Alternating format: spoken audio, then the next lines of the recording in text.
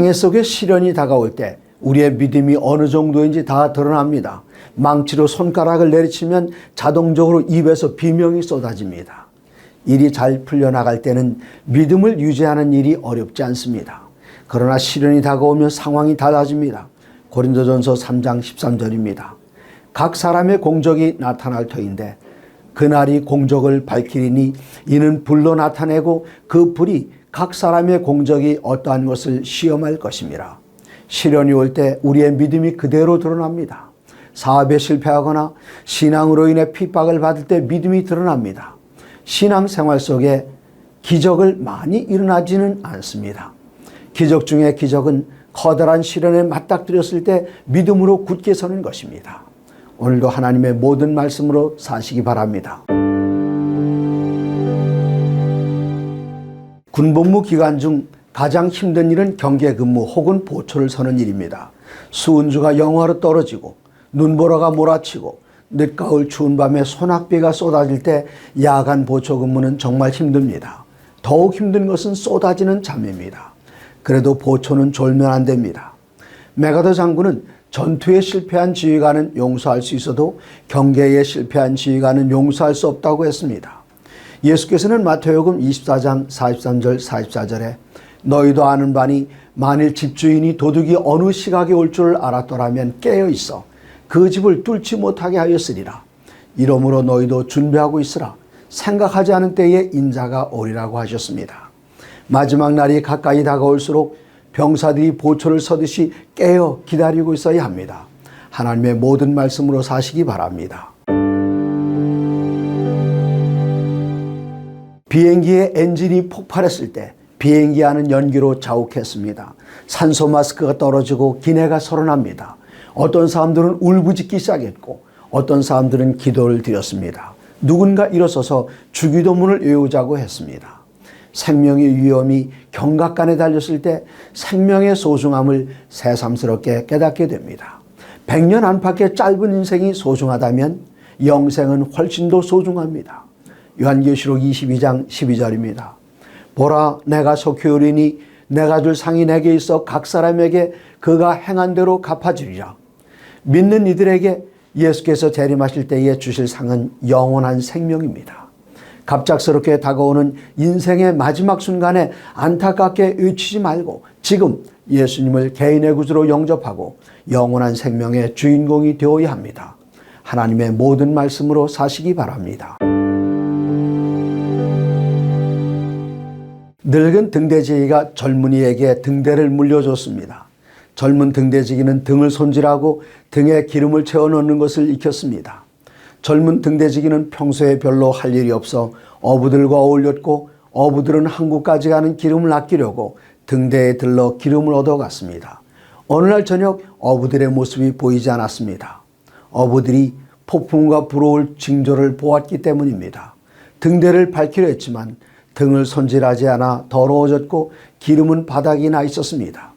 순식간에 폭풍우가 몰려와 모든 것을 휩쓸어 갔고 광풍의 배들은 길을 잃고 산산조각이 났습니다. 마태복음 25장 4절입니다. 슬기 있는 자들은 그릇에 기름을 담아 등과 함께 가져왔더니 슬기로운 처녀들은 항상 기름이 준비되어 있었습니다.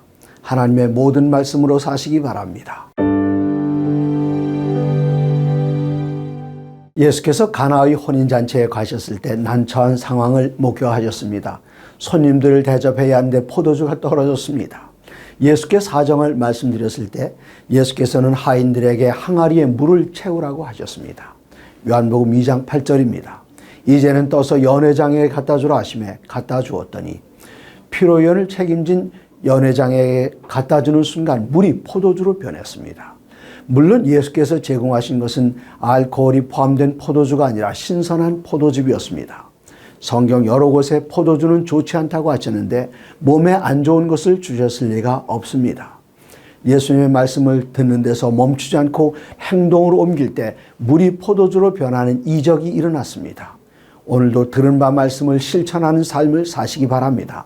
삶 속에 이적이 일어날 것입니다. 공평하신 하나님은 서로의 유익을 위해 모든 사람에게 같지 않은 여러 가지 재능을 허락해 주셨습니다. 어떤 이들은 자신의 재능을 일찍이 발견하여 남들의 유익을 위해 활용하는 이들이 있는가 하면 다른 일보다 늦게 발견하기도 합니다. 섬기고 봉사하는 기회가 올 때 피하거나 미루지 않고 도전하면 자신의 재능을 발견할 수 있습니다. 누군가 해야 할 일이라면 내가 하면 어떻겠습니까? 언젠가 해야 할 일이라면 지금 하면 어떻겠습니까? 이왕에 내가 지금 해야 한다면 최선을 다할 수 있으면 좋겠습니다. 마태복음 25장 29절입니다.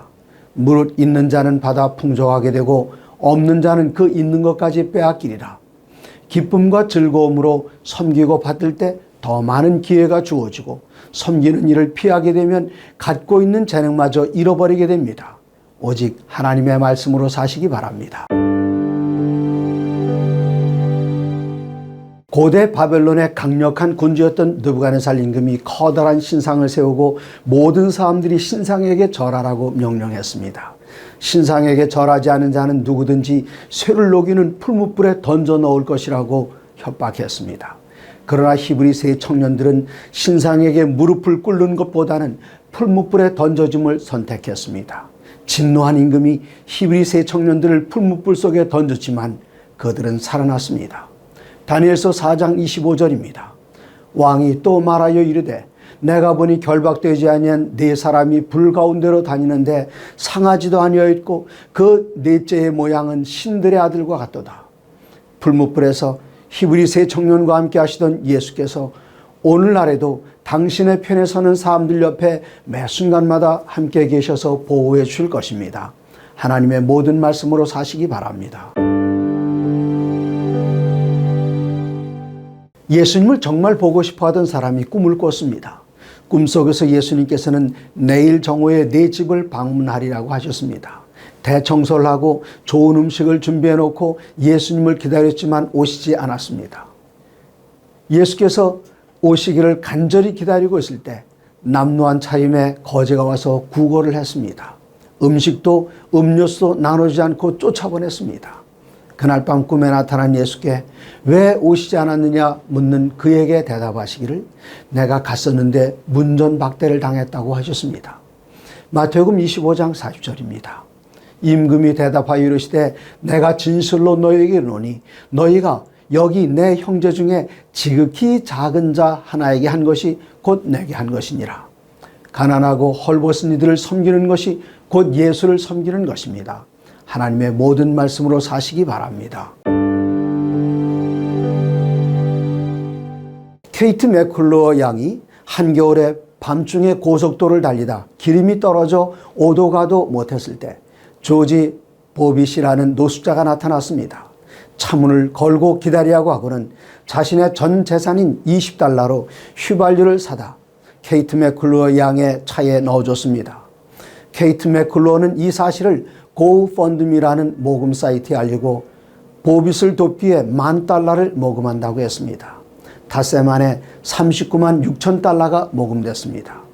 어려운 환경에 처한 사람을 보고도 $20를 아꼈더라면 그냥 $20였겠지만 곤경에 처한 사람을 도왔을 때 2만 배가 되어 돌아왔습니다. 전도서 11장 1절에 너는 네 떡을 물 위에 던지라.